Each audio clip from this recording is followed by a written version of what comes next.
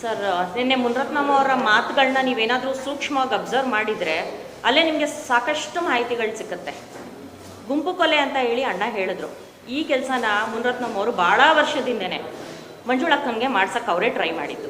ಆಮೇಲೆ ಇನ್ನೊಂದು ಮಾತು ಏನು ಹೇಳ್ತಾರೆ, ಹಾಸ್ಪಿಟ್ಲಿಗೆ ಹೋಗೋಕ್ಕೆ ನನಗೆ ಭಯ ಆಗ್ತಿದೆ ಇಂಜೆಕ್ಷನ್ ತೊಗೊಳ್ಲಿಕ್ಕೆ ಅಂತ. ಭಯ ಆಬ್ವಿಯಸ್ಲಿ ಆಗೇ ಆಗುತ್ತೆ, ಯಾಕಂದರೆ ಅವರು HIV ಎಲ್ರಿಗೂ ಹರಡಿಸೋರು. ಅವ್ರಿಗೀಗ ಏನು ಮಾಡ್ತಾರೆ ಅನ್ನೋ ಭಯ ಅವ್ರಿಗೆ ಬಂದಿರ್ಬೋದು ಮೋಸ್ಟ್ಲಿ, ಅದಕ್ಕೆ ಅವರು ಎದುರಿರ್ತಾರೆ. ಇದಾಗಿ ಎಲ್ಲದಕ್ಕೂ ಮೀರಿ ವಿಜೇಂದ್ರ ಸರ್ 10 ನಿಮಿಷ ನಾನು ನಿಮ್ಮ ಮುಂದೆ ಅವತ್ತು ಬೇಡ್ಕೊಂಡೆ.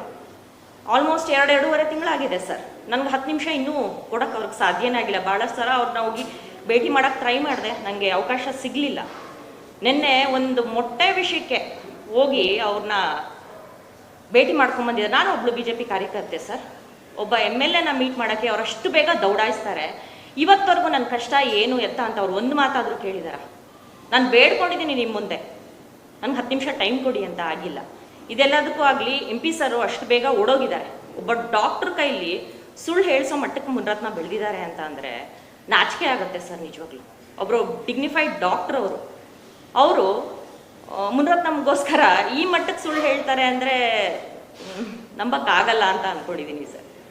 ದಯವಿಟ್ಟು ಈಗಲೂ ನಾನು ಕೇಳ್ಕೊತಾ ಇದ್ದೀನಿ, ಅಶೋಕ್ ಸರ್ ಆಗಲಿ, ಅಶೋಕ್ ಸರ್ಗೆ ನನ್ನ ಐಡೆಂಟಿಟಿ ಇನ್ನೂ ಹೇಳಿಲ್ಲ, ನಾನು ಸಿಗಲಿ ಅಂತ ಕಾಯ್ತಾ ಇದ್ದೀನಿ. ನಾನು ನನ್ನ ಐಡೆಂಟಿಟಿ ಹೇಳ್ಕೊತೀನಿ. ಅವ್ರು ನನ್ನ ಫ್ಯಾಮಿಲಿ ಫ್ರೆಂಡ್ ಇದ್ದಾರೆ, ನನ್ನ ಫ್ಯಾಮಿಲಿಗೆ ಭಾಳ ಆಪ್ತರಿದ್ದಾರೆ. ನಾನು ಸಣ್ಣವಳಿದ್ದಾಗ ನಾನು ಅಶೋಕ್ ಸರ್ನ ನೋಡ್ಕೊಂಡು ಬೆಳೆದಿರೋಳು. ಅವ್ರಿಗಾಗಿರೋ ಅನ್ಯಾಯ ಭಾಳಷ್ಟು ನಾನು ಇನ್ನೂ ಹೇಳಿಲ್ಲ, ಸಿಕ್ಕಿದ್ರೆ ಖಂಡಿತ ಹೇಳ್ತೀನಿ. ವಿಜೇಂದ್ರ ಸರ್ ಆಗಲಿ, ದಯವಿಟ್ಟು ನನಗೊಂದು ಅವಕಾಶ ಮಾಡಿಕೊಡಿ ಅಂತ ಈಗಲೂ ಮತ್ತೊಮ್ಮೆ ಕೇಳ್ತಾ ಇದ್ದೀನಿ. ಫೋಸ್ಕೋ ಕೇಸ್ ಅಂತ ಮುನಿರತ್ನಂ ಅವ್ರು ಹೇಳಿದ್ರು. ಅವರು ಹೆಂಗೆ ಅಂದರೆ, ಅಬ್ಸರ್ವ್ ಮಾಡಿ ಎಲ್ಲರ ನೀವೇ ಗೊತ್ತಾಗುತ್ತೆ ನಿಮಗೆ. ಏನಾದರೂ ಸ್ವಲ್ಪ ದಿನದಲ್ಲಿ ನಡೆಯುತ್ತೆ ಅಂದರೆ ಹಿಂಟ್ ಮೊದಲೇ ಕೊಟ್ಬಿಡ್ತಾರೆ, ಹಿಂಗಾಗುತ್ತೆ ಅಂತ. ಅವ್ರನ್ನೇ ಯಾರಾದರೂ ಒಂದು 18 ವರ್ಷದ ಒಳಗಡೆ ಇರೋ ಹುಡುಗಿನ ಕರ್ಕೊಂಡ್ಬಂದ್ಬಿಟ್ಟು, ಮೋಸ್ಟ್ಲಿ ಈಗಾಗಲೇ ಏನು ಕೆಲಸಗಳು ಮಾಡಿದಾರೋ ಏನೋ ಗೊತ್ತಿಲ್ಲ, ನಾಳೆ ದಿನ ಬರ್ಬೋದು ಅನ್ನೋ ಬೈಕೆ ಈಗಾಗಲೇ ಅವರೇ ಮೊದಲೇ ಹೇಳ್ತಾ ಇದ್ದಾರೆ ಅಂತ ಅಂದ್ಕೊಂಡಿದ್ದೀನಿ ನಾನು. ಮನುಷ್ಯ ಸಕಲ ಕಲಾ ವಲ್ಲಭ ಇದ್ದಾನೆ. ಆ್ಯಸಿಡ್ ಮೊಟ್ಟೆ ನಿಮ್ಗೆ ಯಾರಿಗಾದ್ರೂ ಗೊತ್ತಾ ಸರ್ ಎಲ್ಲಿ ಸಿಗುತ್ತೆ ಆ್ಯಸಿಡ್ ಮೊಟ್ಟೆ ಅಂತ? ಯಾರಿಗಾದ್ರೂ ಗೊತ್ತಿದೆಯಾ? ಮುನಿರತ್ನಮ್ಗೂ ಗೊತ್ತಿರುತ್ತೆ, ಅದಕ್ಕೆ ಆರಾಮಾಗಿ ಹೇಳಿದ್ದಾರೆ ಅವರು ಆ್ಯಸಿಡ್ ಮೊಟ್ಟೆ ಅಂತ ಅಂದ್ಬಿಟ್ಟು. ನಮ್ಗಳಿಗೆ ಇವತ್ತವರೆಗೂ ನಾವು ಕೇಳೂ ಇಲ್ಲ, ನೋಡೂ ಇಲ್ಲ. ಆ್ಯಂಡ್ ಮೋರ್ ಓವರ್, ಒಬ್ಬ ಮನುಷ್ಯನಿಗೆ ಆ್ಯಸಿಡ್ ಬಿದ್ದರೆ, ನಾವು ಅಡುಗೆ ಮಾಡ್ಬೇಕಾದ್ರೆ ಒಂಚೂರು ಎಣ್ಣೆ ಕೈ ಮೇಲೆ ಬಿದ್ರೇ 1 ನಿಮಿಷ ಏನಿದ್ರು ಬಿಟ್ಬಿಟ್ಟು ಓಡೋಗ್ತೀವಿ. ಆ್ಯಸಿಡ್ ಬಿದ್ದಿರೋ ಅಂಥ ಮನುಷ್ಯ ಗಂಟೆಗಟ್ಟಲೆ ಅಲ್ಲಿ ಕುತ್ಕೋತಾರ. ಅಬ್ಸರ್ವ್ ಮಾಡಿ ವಿಡಿಯೋನ, ತಮ್ಮೆಲ್ಲ ಚಾನಲ್ಗಳಲ್ಲೂ ಬಂದಿದೆ. ಒಬ್ಬರೇನು ಮಾಡ್ತಾರೆ, ರೈಟಲ್ಲಿ ಅವ್ರಿಗೆ ಬೀಳುತ್ತೆ ಮೊಟ್ಟೆ, ರೈಟಲ್ಲಿ ಬಟ್ಟೆ ಒದ್ದು ಕುತ್ಕೋತಾರೆ. ಎಲ್ಲಾದರೂ ರಕ್ತ ಕಾಣಿಸ್ತಾ ಸರ್? ಏನಾದರೂ ಕಾಣಿಸ್ತಾ? ಇಲ್ಲ.